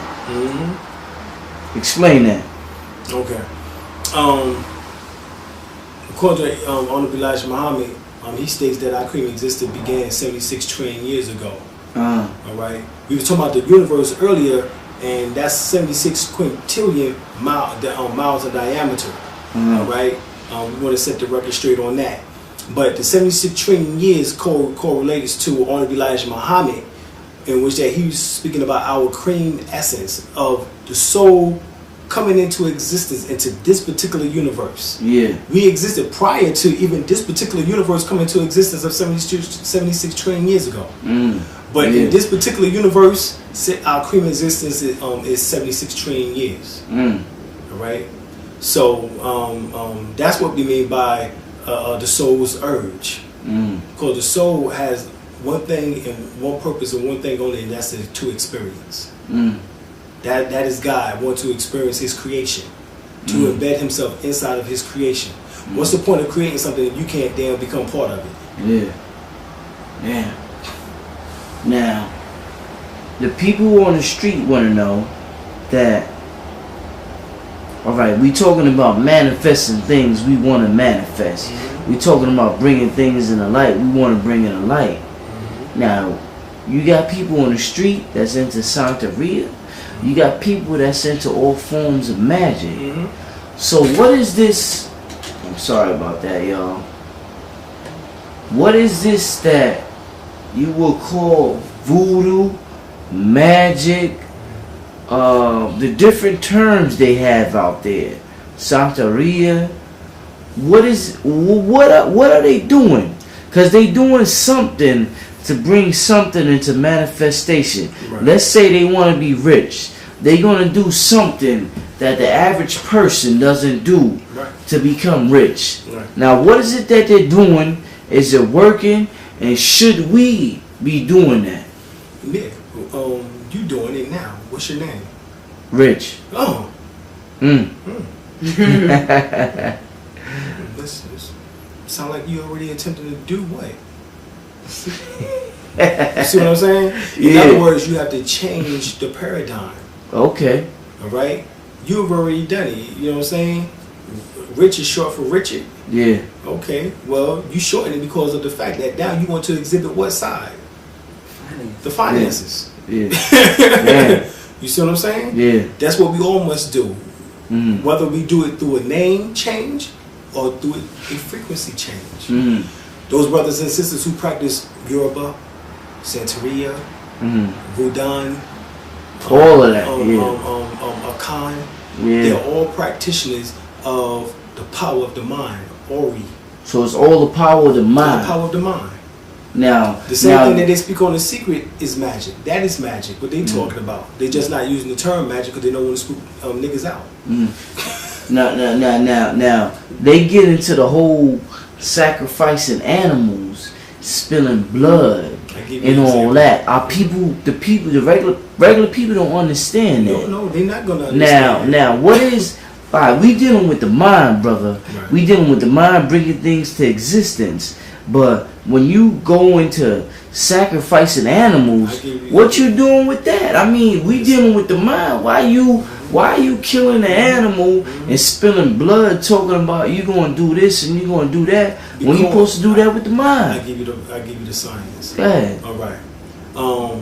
Animals are physical things. Yeah. They express a life force in which that has a connection to this earth. We all do. Yeah. However, they symbolize the lower self, the residual memory of the lower self. Yeah. Matter of fact, that's how the animals got here, was from being brought down from out the fifth dimension down into physical incarnation as a residual process of our thoughts as the mind began to physically produce the human body, to manifest the human body, to gather the elements in order to put the human body together. All right, the animals was already here as that process began, because they are the most dense portion of the earth. Now, blood symbolizes life. You go to the Bible, that's what it symbolizes, the life principle. The science is that the reason why the Yoruba, the Akan, the Voodoo, and the Congo priests, or those who practice Apollo Mayombe, is because of the simple fact is that they're attempting to manifest physical things here. So you use the things of the lower self in order to manifest things that you need into the physical state. They understand that it's mundane, but it's the level in which that they understand it to be. So the animals correlate to the mundane things and the material things that you need in this world. So if you utilize the blood of a physical thing, you can bring forth the physical manifestation of a thing from the essence. Because we all return and go back to the essence. But if you can utilize a physical thing which symbolizes life, blood, and a tie to this to the earth itself, you can bring forth this physical manifestation even quicker. It's a process in which that they've been known about for millions of years. That Africa's been known for millions of years. Okay. The thing is that it's not necessary in order to actually use the animals or to harm the animals in order to do so. Right? There's different ways that you can gather energy in order to bring about that physical manifestation. One, we already talked about, through the power of what? Sex. Sexual magic. Okay. All right. Also, two, we spoke about Qigong, Tai Chi, pranic healing, what is called pranayama, Kundalini yoga, in which that you begin to Reiki, in which that you begin to absorb all of these frequencies and codes, light codes, into your physical body and storing them in those particular areas that I made mention of earlier. All right, and you can utilize that energy as a sacrifice instead of utilizing the life force of an animal as a sacrifice. Either way, you sacrificing something. So, you know, the problem is either it's going to be your life force or it's going to be the animal's life force. The reason why they utilize the animal life force because you don't have to utilize your life force. But so you're still utilizing the life force of something in order to bring about this physical manifestation. So should we have altars up, brother? Yes. Okay. So, but the ancestors is going to require some type of sacrifice. I hate to say it. Whenever you deal with putting up your altar, there's going to have to be a sacrifice. You know what I'm saying? Either you're going to find, if you got animals around the crib, around the house, you're going to find in your most dire time of need, the ancestors know what might be good for you. You know what I'm saying? In order to keep you from out of particular trouble. You know what I'm saying? Like, for example, my cat brought a blue jay to the front step of our store in order to tell me that the cops was looking for me. Because a blue jay was known as a what? A jailbird. What they call it? What they call the blue jay? They said gosh, what's the name of it? They say blue jay, but blue jay symbolizes like a jailbird. You know what I'm saying? You remember that saying, jailbird? Yeah. But the cat brought the blue jay right to the steps. Never did that before. They never did that before. You know what I'm saying? A sacrifice. You see? So even if you don't do it yourself, nature will still do it for you. The ancestors move. Remember, it's called nectar. Netaru. The word nectar is the same word as nature. Okay? So this isn't anything spooky. Right? Africans, Native Americans, or who we call indigenous people throughout the world have made statements of the fact that the water has spirit, which is life. The trees have spirit, which is life. The earth has spirit, which is life. Of course it does. How else would you consider just sand or dirt produce life in which that would give you your own fruits and vegetables? Well, something living can't come from something dead in that manner. You see what I'm saying? Life comes from life. And that's why we say that there's no such thing as death, because life only transcends into a higher life. Or that death nonsense is out the window. Leave them damn European concepts alone. Out the window. So you're saying death is just a European concept? Yeah, that's their concept. Because they don't have a soul. You know what I'm saying? So they have to contend with not existing any longer on another plane of existence. We don't. We created all the planes, so we go where the hell we want to.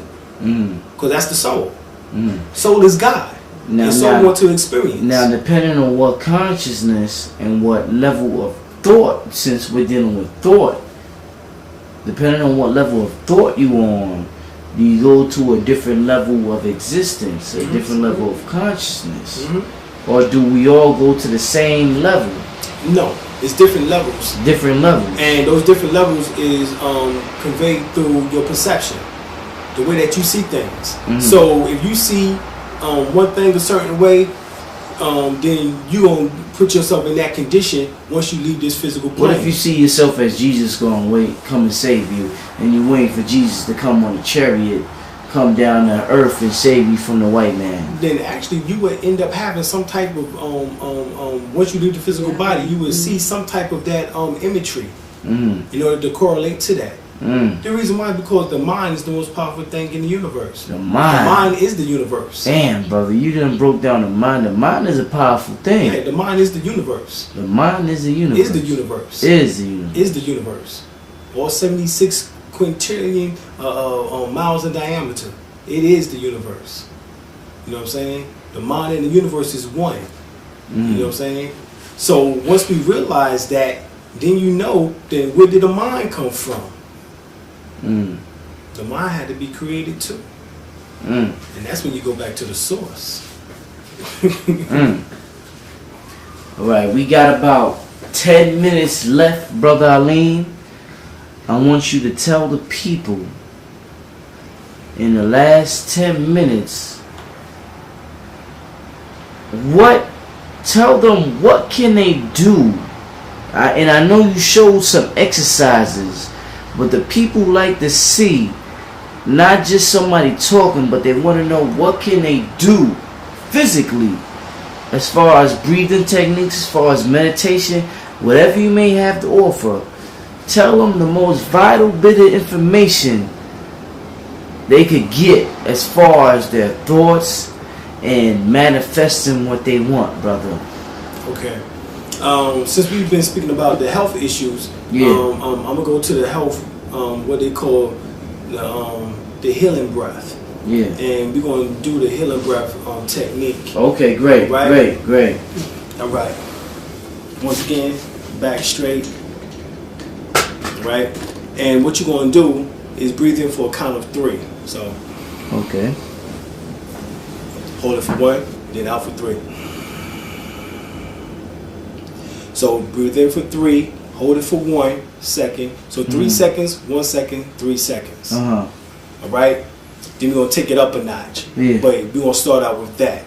So we're gonna breathe in.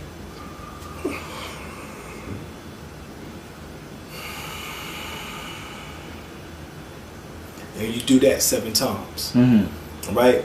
And then we're gonna take it to the next level. You're gonna go 6, 3, 6. So you're gonna breathe in for a count of 6. Hold it for 3.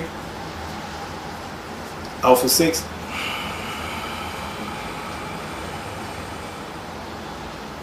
You're gonna do that 7 times. Then you're gonna do 7, 1, 7. Right? So you'll breathe in for 7.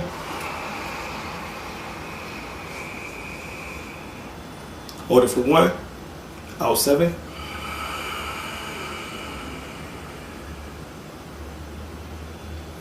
And those are what is called your healing breath techniques. So that's how you would do that. So 7, 7, 7, 21. You know what I'm saying? Goes back into 3. You know what I'm saying? I'm symbolizing the positions of the sun, which is what? Heru, horizon, Atam, apex. You know what I'm saying? And then Atum, or set and sun. You know what I'm saying? It represents the 3 positionings of the sun. That's what that symbolizes. All right? So those are healing breaths. You can do those along with the fact of doing Reiki, in which that Reiki, which actually requires initiation, but there's not just initiation through a physical being. You can get initiated through the spirit also, through your dreams, right, or through your visions. All right, and if you are sincere enough, there are ancestors or advanced masters in which that would take you through the required levels of becoming a Reiki master teacher. All right, but I will show you the basic techniques of Reiki, in which that you rub your hands together, you go like this, or either you can clap, or either, you know what I'm saying, and then you place it on top of your crown, on top of your head, and you would leave it there for 3 to 5 minutes. Then over the third eye, which you can go like this, or either over your eyes like this, covering up for 3 to 5 minutes. Then over the face, 3 to 5 minutes. Over the throat, you can do your hands in this position, or either in this position, over the throat. All right. Over the chest, like this, or either like this. Over the solar plexus, over the navel, over the genitalia. All right. Then over the back, which we're going to stand up on this one. On the small of the back, 3 to 5 minutes over the kidneys. 3 to 5 minutes over the back of the heart. 3 to 5 minutes over the back of the shoulders. 3 to 5 minutes over the back of the neck. 3 to 5 minutes over the back of the head. 3 to 5 minutes, and then back up to the crown again. That's called a microcosmic orbit. Now, you can also add in the macrocosmic orbit, in which you put it on your knees, 3 to 5 minutes. You go to your ankles, 3 to 5 minutes, and also one hand on top of your foot, one hand on the bottom for 3 to 5 minutes, and vice versa with the right leg also, left and right leg. All right. So what happens is that you are actually tapping into the healing component of touch. Of touch. Touch. All right. There's a science right now in the hospitals around the country, and over 3,000 hospitals around the country, in which that is incorporated what is called touch healing therapy into their curriculum, into their curriculum. All right. So that's what has what we call it is Reiki. It comes from the ancient Kemetic word Ra-Ka. Ra symbolizing the powers of the sun is rays, and Ka meaning the spirit. Yeah. You know what I'm saying? So it's talking about the spiritual sun, the powers in which that you tap into the cosmic frequencies in which that you help bring forth a healing within your physical body. All right. So remember, we taught you tonight the power of sound in order to help heal, in order to help produce a particular effect into and help correct your reality. We done now the power of touch, of healing, or Reiki. All right. We've also touched on the powers of the various of the 7 stages of consciousness. Yeah. You know what I'm saying? We've also touched on certain information which that was coming from the CD of The Secret, as well as also, as you've seen with my man Bobby Henney, breaking down the signs of the law of karma, and how we have put forth this particular mind state that we have created ourselves and put ourselves in the predicament of. Yeah. All right, based off of our guilt, and which that we attempt to keep carrying, and we don't never cleanse ourselves of. Remember, Christianity teaches you, and I thought it should have for all the good Christians, that we would have known this even before we even got to this level, that that you have to wipe your slate clean. This is what is meant by that when the Christians always spoke about that. But because they was only saying it rhetorically and they never gave no practicality to it or didn't know how to apply it, it went beyond the people mind state. But that's what we is given here, practicality. All right, this has been a dynamic presentation from Brother Dr. Alim Bey, dealing with the secrets behind the secret, as well as the movie What the Bleep Do You Know. The brother has been dealing with the law of attraction. How can you apply that to your everyday life, as well as many other advanced metaphysical concepts behind that concepts that the people may not know about. My name is Brother Rich. It has been a pleasure bringing this to you. It's been a pleasure coming. All right, this is the Underground Railroad Productions. You can reach us on the internet at www.undergroundrailroadnet.com, or I'm at Fulton Street Mall in Hanover Place, and you can reach Brother Alim at www.freewebs.com/cultural_freedom and www.freewebs.com/raka, as well as also 910-488-1146 or 910-583-8360. It has been a pleasure interviewing you, brother, and I hope these people get what they're supposed to get out of this interview, what I have gotten, brother. It has been a pleasure interviewing you, and I thank you for this interview, brother. Thank you. Peace. Peace, y'all.